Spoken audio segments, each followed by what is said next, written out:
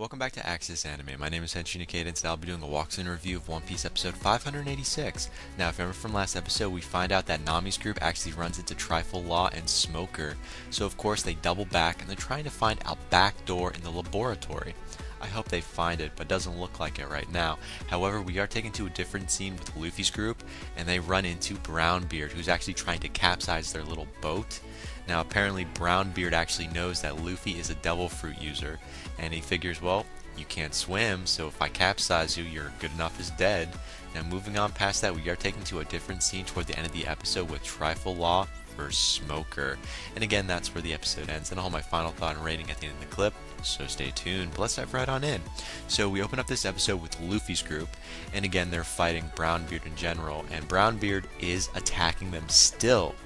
And Luffy, he's the smartass that he is, actually asks Brownbeard, well, who are you? From like a distance. I'm like, did he actually just ask that? Finally? I was like, what? Yeah, it was kind of like a laugh out loud moment. He's like, wait, you've never heard of me? This is what Brownbeard basically says. What, you've never heard of me? And Brownbeard just starts to shoot like randomly. He's like, you know what, screw this, give me the cannon. And then he starts shooting, Luffy in general. And it's a direct hit. That's right. Luffy's group is hit directly. Their boat is gone. Oh wait, what's this gonna mean? Usopp can swim, Zoro can swim. Oh, Robin's out. Yeah, Robin's out. I'm like, oh crap, shit's hit the fan. And then Luffy, yeah, he can't swim either. Devil fruit user, so looks like Usopp and Zoro actually have to pick up the slack. However, we are taken to a different scene with Brownbeard, and his men begin to line up like in a line, and they're about to actually shoot the water where technically Luffy's group actually is located at. And I thought, oh shit, this isn't good. However, we are taken to a different scene with Zoro. Now, Zoro looks like he's about to go ape shit all over, Brownbeard's crew. However, he's stopped by the sharks that are underneath them. I mean, not only does he have to worry about freezing his ass off in the water and, holding on to Luffy and watching out for Robin, but now he's got to deal with these fucking sharks. Oh, it just got more interesting. However, we are taken to a different scene with Brownbeard, and his men are preparing to fire, and they're stopped. You ready for this? By Brook. Brook chimes in, and he stops Brownbeard's crew. I'm like, shit, this just got even more amazing. Apparently, the froze Brownbeard's gun barrels, so Brook actually froze the gun barrels. I'm like, oh, this just got amazing. This is one of my favorite scenes, by the way, in this episode, when we actually get to see Brook jump in and freeze the gun barrels. It was perfect. Now, it was a perfect entrance, and I don't know how well you probably saw this, but I think I saw this scene maybe 3 or 4 times because it was just perfect. Yeah, I was that much of a fan of it. I'm like, Brook, I always don't give you enough credit. You did it, buddy. You had a perfect entrance. I can't say anything more beyond that. Sorry, I digress. But we are taken to a different scene. Now, apparently, Brook is introducing himself as the Soul King. I just love that title. Now, we are taken to a different scene with Brook, and he actually attacks Brownbeard in general, like his whole crew. I'm like, this is hilarious, and it's amazing. However, we see Luffy, Zoro, Usopp, and Robin. They defeat the sharks, and they're actually trying to get out of the water, and they're freezing to death, more or less. And I thought, well, no shit, of course you're freezing to death. You may have got a little warmed up by taking out these sharks, but you're freezing. So we're taken to a different scene with Luffy and the others, and they're actually picking out members of Brownbeard's crew that they're going to Shanghai, if that makes any sense. They actually want the clothes off of Brownbeard's crew. It's because they're freezing. They figure, well, you know what, if we steal your clothes, we're not going to freeze anymore. I'm like, why didn't I think of that? I was like, perfect. So of course they're like, each one of them, Zoro, Robin, their eyes go dark. It's like they're actually picking which one of Brownbeard's crew they're gonna Shanghai and strip down and take their clothes. I'm like, I've never seen this dark side of Robin before, but I like it. However, we are taken to a different scene with Brownbeard, and he notices Luffy's hat. I'm like, wait, Brownbeard notices Luffy's hat. Well, what does that mean? He knows Ace. He knows Ace, apparently.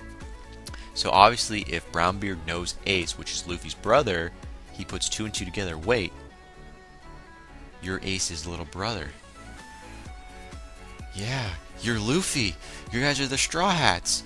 You're worth 400 million berries. And guess what? Brownbeard, as soon as Brownbeard mentions this, Brownbeard's crew turns around and runs. That's probably the smartest thing they could have ever done, even though technically they were already winning. I mean, Luffy's pretty much fucked. I mean, you started something, you should finish it. If you're gonna lose, at least lose in style. What does Brownbeard and his crew do? They turn around and they run. Smart, but professionally speaking, if they were still a pirate crew, not smart. But then again, they're former pirates, so they're not pirates anymore. However, we are taken to a different scene with Robin, and guess what? She attacks. Luffy, he attacks. Zoro, he attacks. I definitely thought that was worth mentioning. However, moving on past that, we do find out Brownbeard, he starts screaming for help. Come on, a former pirate screaming for help? Okay, that not only looks bad, I'd hate to be in his shoes. Just putting that out there. Now, we are taken to a different scene with Nami's group. And again, they are in the laboratory, or the laboratory, depending on how you want to pronounce it. I like to call it a laboratory, I like Dexter's laboratory, Sorry, I digress. Just putting that out there, though. I like calling it that. But anyways, we are taken to a different scene with Nami's group. And they're in the laboratory, and they're looking for the back door, or a way out. Because they already went through the front door and ran into Trifle Law and, Smoker, as well as G5. So, another door would be nice. It would, wouldn't it? Now, the severed head that's actually with Nami's group actually turns around and he notices that's Trifle Law. That's the guy who chopped my body up. I'm like, well, no shit. Who else would it be? Come on, seriously? So we are taken to a different scene with Trifle Law, and he notices the samurai, which is the severed head. I don't know why he notices him off the bat, even though he was the one responsible for chopping up the samurai's body. Why is he still interested? I'm wondering, does he know the samurai's son, or is he the samurai's son? Probably not, but another theory I was just kicking around. And then also, I should point out, Trifle Law does notice the Straw Hats. I'm like, he's just noticing them now as they're running away? I mean, the Straw Hats and the severed head were already out the front door, and he didn't notice them then. I thought that was kind of funny. Now, apparently, he can't let them escape. I don't know why he can't let Straw Hats escape, but he just puts that out there. Yeah, I can't let you guys escape. However, they do escape, and then we are taken to a different scene with, well, Trifle Law, and he's trying to take out Smoker in general. So he uses a room technique, is what it's called. So Trifle Law uses his room technique, and then he uses Shambles, and then we see the Straw Hats in general. They're kind of in different bodies, if that makes any sense. So you see the Straw Hats, they're normal, they look the same, but their souls, if that makes any sense, are in different bodies. We see what appears like Trifle Law uses his technique, which is Shambles, and we see their hearts kind of jump out, I guess, and everyone switches bodies. The bodies are the same, they look the same. They just have a different personality in each body. I'm like, oh, that kind of sucks. Although, technically Sanji is loving every moment of it because he's in Nami's body. I'm like, that's kind of interesting. Although you kind of feel bad about Nami because she's in, I believe, Frankie's body. Not the best twist of fate per se. However, we are taken to a different scene with Law, and he actually destroys G5's ship. I'm like, yeah, that makes sense. Of course he'd do something like that. And apparently he won't let anyone leave. And what makes it even more interesting, he actually has like a handful of, well, not just a handful, I believe he actually has all of G5 in his little barrier, and he takes away their snail transponders. At first I thought he was taking their personalities out and putting them in the snails. No, he didn't. He actually took all of these snail transponders from G5 just so they couldn't report anything. I'm like, okay, that kind of makes sense. Now, at the end of the episode, we get to see Law versus Tashigi. I'm like, okay, this is going to be an amazing fight. It wasn't an amazing fight. The buildup was he was going to fight fucking Smoker, not Tashigi. Yes, Tashigi loses right off the bat, and she's cut in half, which is what I love to see. I didn't expect Trifle Law to actually cut Tashigi in half. Now, she's still alive, but she's cut in half. I'm like, holy shit, did he just do that? He did. But again, that's where the episode ends. As for final thoughts, is Tashigi going to pull herself together again? Because, she's like Humpty Dumpty, but, she's got two pieces, not multiple pieces. So I'm wondering, is she going to have a comeback? Maybe. As for Smoker, you know damn well he's not going to sit down and take that. His captain has been defeated. His men have been screwed over. His ship gone. The Straw Hats escaped. Come on.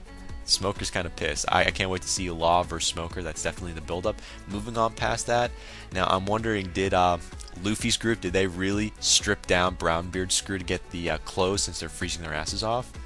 I think so.